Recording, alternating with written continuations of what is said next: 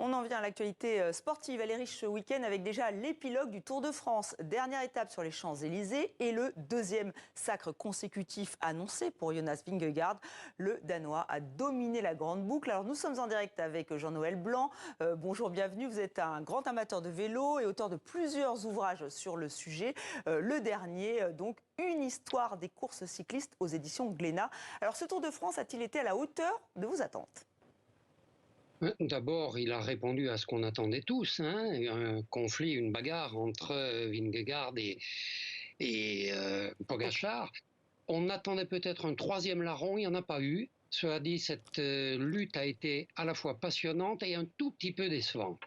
Alors pourquoi décevante? Parce que Pogačar, finalement, il a failli dans la troisième semaine? Non, parce que je crois que ça tient surtout au fait que Pogačar n'a pas bien pu se préparer à cause d'une fracture au poignet au printemps, mais on a eu des bagarres dans le dernier col. On n'a pas eu de grandes aventures, de grandes chevauchées sur plusieurs cols, alors que ça fait partie de la légende du vélo. Cela dit, c'était quand même très intéressant. Donc voilà, un Tour de France intéressant, avec quand même la supériorité donc, du coureur danois. Il devrait remporter, sauf énorme surprise, donc, son deuxième sacre consécutif. Je parle de Jonas Vingegaard. Qu'est-ce qui fait sa force? Est-ce que c'est son mental, son physique, son équipe? Je pense d'abord qu'il a une équipe qui travaille vraiment très très très profondément et très en détail depuis des mois et des mois en reconnaissant le parcours. Il a en plus l'aide d'une très belle équipe, l'aide de gens qui dans le staff préparent extrêmement bien les coureurs. Il est même accompagné de préparateurs psychologiques. Il y a absolument tout pour réussir une grande épreuve. Cela dit, il a peut-être dépassé les attentes.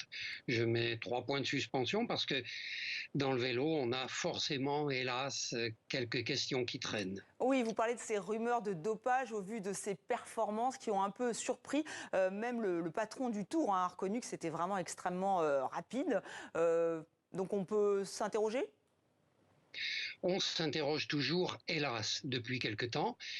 Cela dit, en même temps, c'est vrai que le matériel n'est plus du tout le même, qu'il y a une préparation absolument extraordinaire des équipes qui misent énormément d'argent et d'énergie sur le Tour de France. Donc les résultats sont meilleurs. Et puis, il y a un gros travail d'équipe qui a dominé le Tour et qui l'a emmené à une vitesse assez étonnante.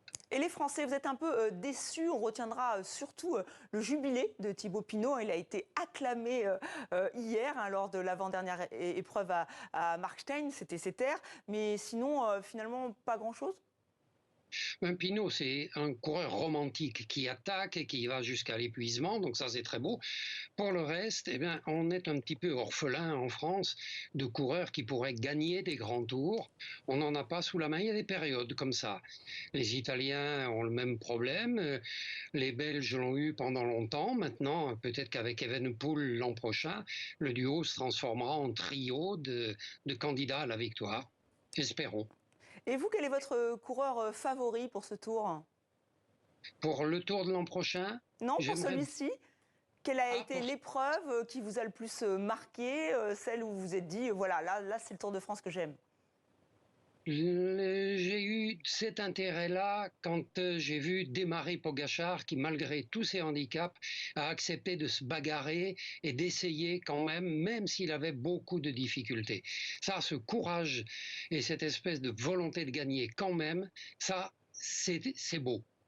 Donc ça c'est beau, donc ça c'est pour Pogačar. Un Tour de France s'arrête, un autre commence, vous le savez, le Tour de France féminin. Il s'était lancé donc pour une semaine. C'est la Belge Lotte Kopecky qui a remporté la première étape.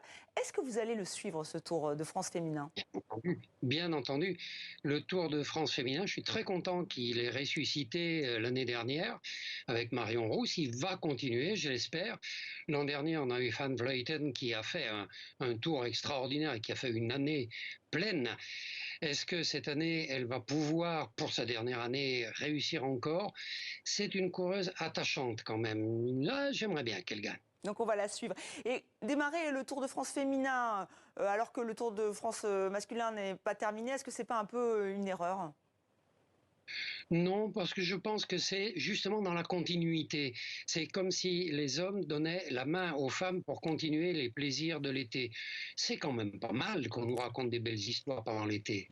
Merci infiniment, Jean-Noël Blanc, d'avoir été en direct dans 64 minutes. Donc voilà, on va suivre le sacre de Jonas Vingegaard, sacre à venir, puisque la grande boucle se poursuit et ça se termine aujourd'hui sur les Champs-Élysées.